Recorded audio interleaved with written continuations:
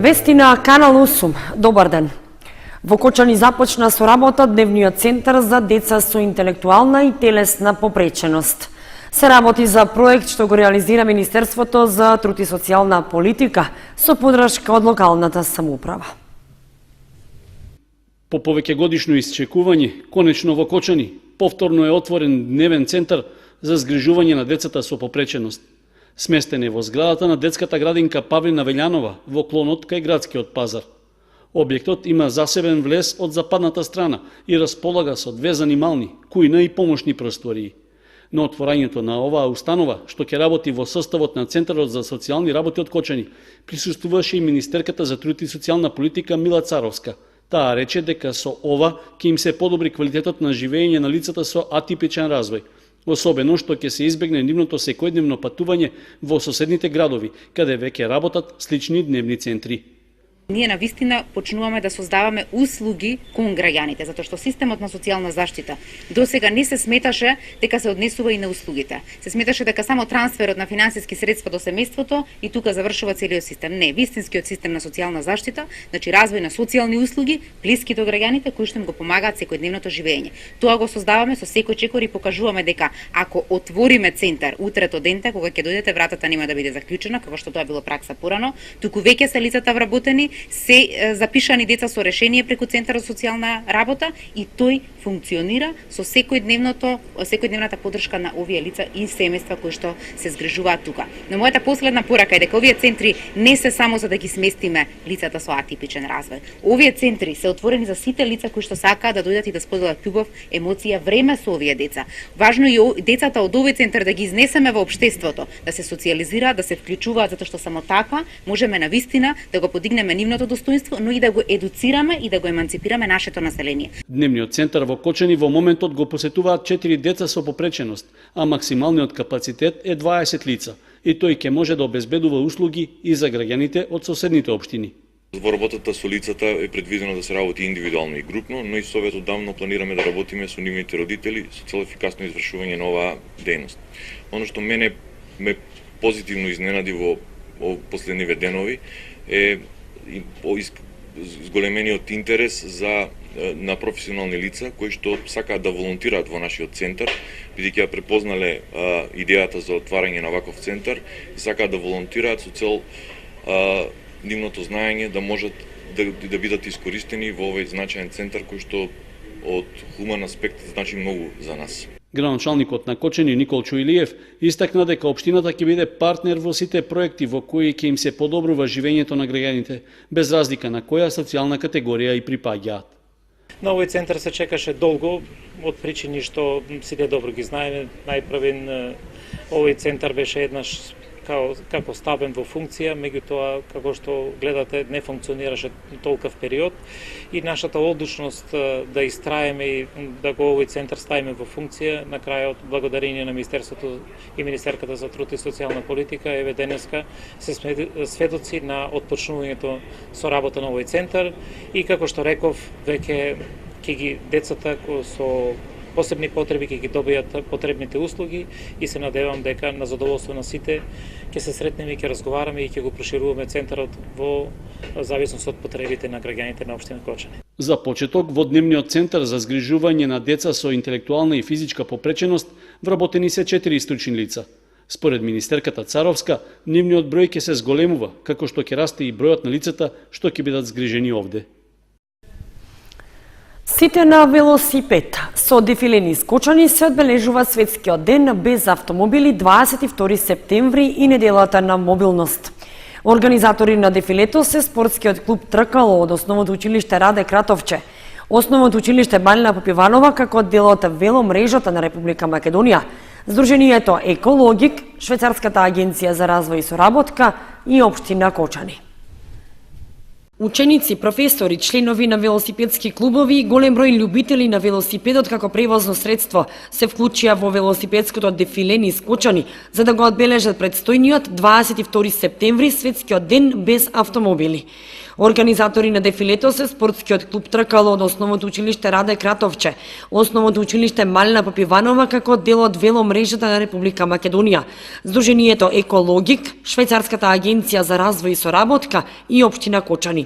Во велосипедското дефиле се вклучи и градоначалникот на Кочани Николчо Илиев, кој повика жителите на Кочани што повеќе да користат велосипеди наместо моторни возила. Тој рече дека во иднина се размислува да се коригираат одредени улици со велосипедски патеки.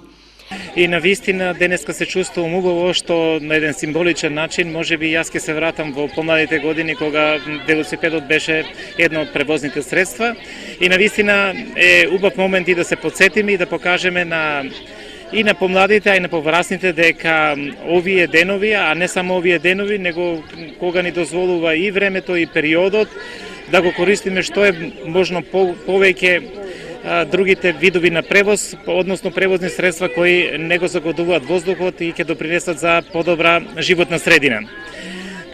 Навистина ваквите манифестации треба да бидат почести и секако помасовни и дека треба да сите настојуваме да створаме што е можно подобри услови да велосипедот биде едно од алтернативните превозни средства. За жал, ова што ме прашавте како во останатите градови во Македонија, така и во Кочани, значи еден дел веќе е пропуштено, што значи дека урбанистички нашите улици не се предвидени за велосипедски патеки и во овој момент навистина во тој дел се соочуваме со проблем и размислуваме и урбанистите во делот за урбанизам имаат задачи добиени од моја страна да размислуваат и во иднина постоечките улици каде што може да се направат велосипедски патеки, тоа да се направи и новите улици кои што ги проектираме во принцип веднаш да бидат предвидени вакви велосипедски патеки, се со цел да ние допринесеме да велосипедот биде едно од помасовните превозни средства на граѓаните на општина Кочани. Директорот на Основното училиште Малина Попиванова Благој Петров, како организатор на настанот, соопшти дека покрај велосипедското дефиле во одбележувањето на неделата на мобилност се дистрибуираат летоци со пораки за користа од возењето велосипед, а во трговскиот центар во Кочани учениците изработуваат цртежи преку кои се пренесуваат пораки за поздраво живење без автомобили. Уклучени се сите основни училишта, а носители да речеме се значи Тркало Раде Кратовче, спортскиот училишки клуб и Малина Попиванова, кои се дел од веломрежата во Македонија, каде што се негде околу 12 училишта во целата држава. Други акции има, значи во моментот низ градот ученици делат флаери и на самите флаери има значи појаснување што значи да се биде да се вози велосипед, колку е корисно за само возач, за околината, за граѓаните и сите тие работи. И другата акција ќе ја видите долу, значи што ќе биде крајот, тоа е пред во центарот, во трговскиот центар, значи таму ќе бидат ученици од Раде Кратовче, каде што преку цртежи ќе го излезнат истото тоа што го бараме значи сите на велосипед за оваа недела, ама и во текот на целата година да биде. Те уште имаме значи малку некој стереотип дека се плашат дека е опасно со велосипед да се оди, меѓутоа ние гледаме колку можеме да го провериме како безбедносно, заедно со полицијата дека може додати да излегуваат и во градот и на училиште слободно, затоа што скоро во сите училишта има и веќе паркинзи за велосипедите. Воедно со оваа активност се одбележува и неделата на мобилност, која трае од 15 до 22 септември.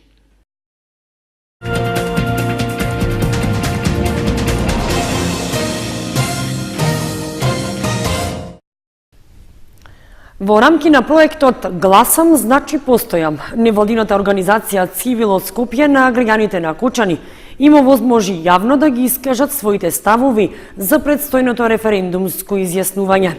Мислењата беа поделени, при што освен поддршката за влезот во НАТО и Европската Унија, имаше и критики дека со промената на името се губи и државата. Граѓаните на Кочани имаа можност јавно да ги искажат своите ставови во врска со договорот од Преспа и за предстојниот референдум преку активноста што за нив ја организираше невладината организација Цивил од Скопје. На штандот, што беше поставен во близина на плоштадот во Кочани, можеа да се прочитаат голем број пораки во стилот "Гласам за Преспанскиот договор и за вечна Македонија. Јас имам глава за што да се одлучам. За Европска Македонија доволно чекавме." Од невладината Цивил рекоа дека освен граѓаните на Кочани на слични штандови, своето мислење може да го искажат и жители на поголем број други градови во државата.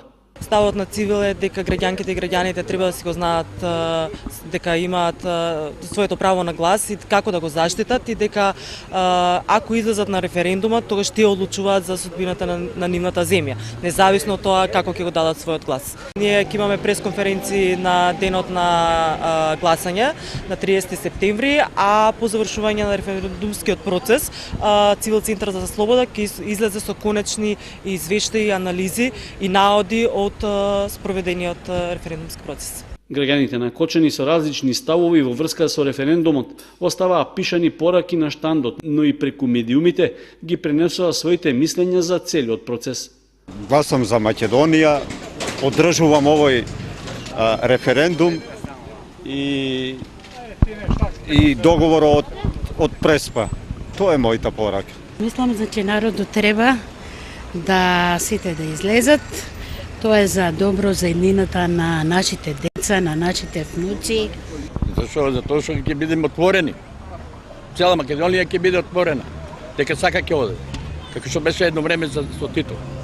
Така ќе биде и сега, ако гласат за. Мене ми изгледа и Македонија се враќа 13-та година,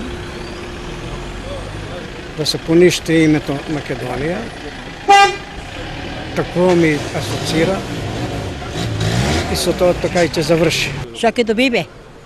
Ќе добиме на младите помош да одат од друга држава и да се лечат и да заработат пари и за дома.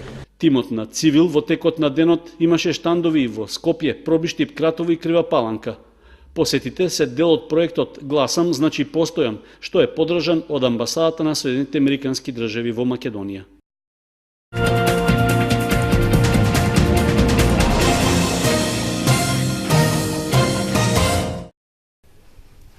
Надворешната канцеларија за криминалистички работи поднесе кривична пријава против 4 жители на селото Градец. Тие се товарат дека во месец февруари превезувале огревно дрво без соодветна лиценца за вршење јавен превоз. Кривична пријава против 4 жители на селото Градец поднесе надворешната канцеларија за криминалистички работи од Виница. Тие се товарат за сторено кривично дело јавен превоз без поседување лиценца. Во февруари годинава при контрола на 4 товарни возила, виничката полиција утврдила дека осумничените спротивно на законот и без соодветна лиценца превезувале дрвни сортименти. Меѓу лицата кои го вршеле спорниот превоз на огревното дрво имало и вработени во јавното предпријатие Македонски шуми. Инаку лиценцата за вршење на јавен превоз што ја издава Министерството за транспорт и врски, при инспекцијската контрола тие не ја поседувале. По поднесената пријава се очекува надлежните институции на сторителите да им изречат соодветни правни санкции.